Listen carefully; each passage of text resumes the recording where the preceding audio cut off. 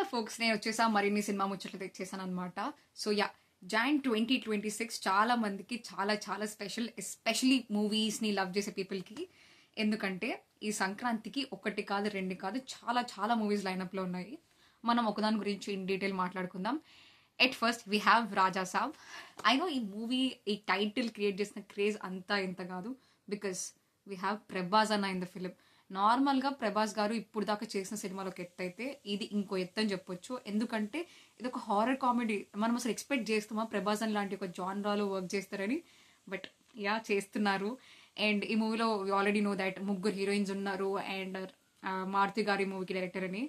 ప్రభాస్ అన్న జస్ట్ ఉత్తినే ఊరికనే అలా నించుంటే చాలు, అలా వచ్చి వెళ్ళిపోతే చాలు, అలా ఒక కేమియో ఇచ్చినా చాలు అనుకుంటారు ఫ్యాన్స్. ఆయన ప్రెజెన్స్ అలాంటిది. బట్ ఈసారి ఒక మంచి మూవీతో మన ముందుకు రాబోతున్నారు. అండ్ అది పక్కా సూపర్ డూపర్ హిట్ అవ్వాలని కోరుకుందాం. అఫ్ కోర్స్ మన యాజ్ అ ఫ్యాన్స్గా మనం అందరం అదే కోరుకుంటాం అనుకోండి. And it is releasing on Jan 9th. So ఎంతమంది ఆ మూవీ కోసం ఎక్సైటెడ్ ఉన్నారో just let me know. And the second film we have up next is మన విజయ్ తలపతి గారి జననాయకన్ మూవీ. ఈ మూవీ కూడా Jan 9th రిలీజ్ అవబోతుంది.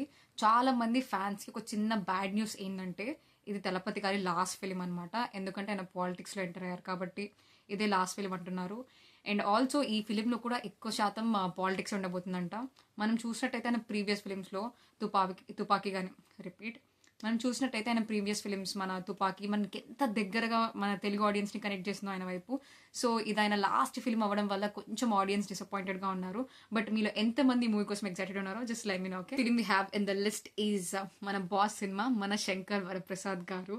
ఈ సినిమా కోసం ఫ్యామిలీ ఆడియన్స్ వెయ్యి కలతో ఎదురు చూస్తున్నారని చెప్పాలి. ఎందుకంటే ఫస్ట్ థింగ్, డబల్ ధమాకా. ఈ సినిమాలో వెంకీ మామ అండ్ చిరంజీవి గారు ఇద్దరు కలిసి నటించబోతున్నారు. వీళ్ళిద్దరు కూడా ఫ్యామిలీ ఆడియన్స్కి చాలా చాలా దగ్గర. సో ఫ్యామిలీ ఆడియన్స్కి ఆబ్వియస్లీ నచ్చుతుంది ఈ ఫిలిం. అండ్ సెకండ్ థింగ్, ఈ మూవీని డైరెక్ట్ చేస్తుంది అనిల్ రావిపూడి గారు.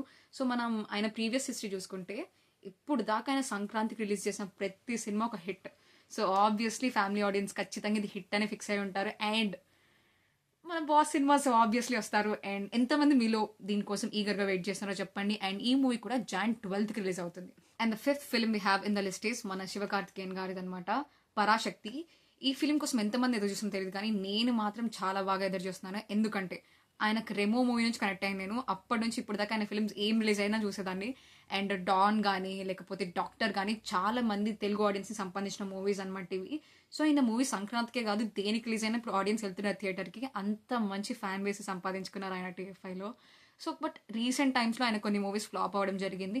బట్ స్టిల్ ఈ సంక్రాంతి ఆయనకి బాగా అచ్చొస్తుంది అని, అండ్ ఆల్సో ఫ్యాన్స్ అందరూ కూడా ఈ సంక్రాంతి ఆయనకి అచ్చు రావాలి అని, పరాశక్తి పెద్ద హిట్ అవ్వాలని కోరుకుంటున్నారు. And this movie is releasing on January 15th. So మీలో ఎంతమంది మూవీ కోసం ఎక్సైట్ ఉన్నారో let me know. The last but not least, the sixth film we have in the list is మన శర్వానంద్ గారిది, నారి నారి నడుమ మురారి. టైటిల్ కూడా కొంచెం ఇంట్రెస్టింగ్ ఉంది కదా.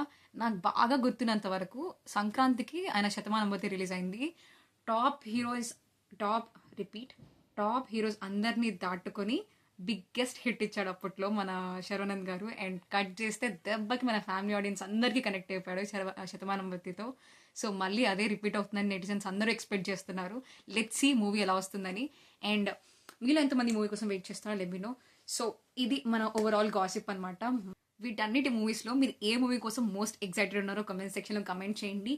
అండ్ ప్రతి ఒక్క సినిమాకి ఒక ఆనెస్ట్ రివ్యూతో మీ ముందుకు వస్తాను. అంటిల్ దెన్ దిస్ ఇస్ అనుషూట్ సైనింగ్ ఆఫ్.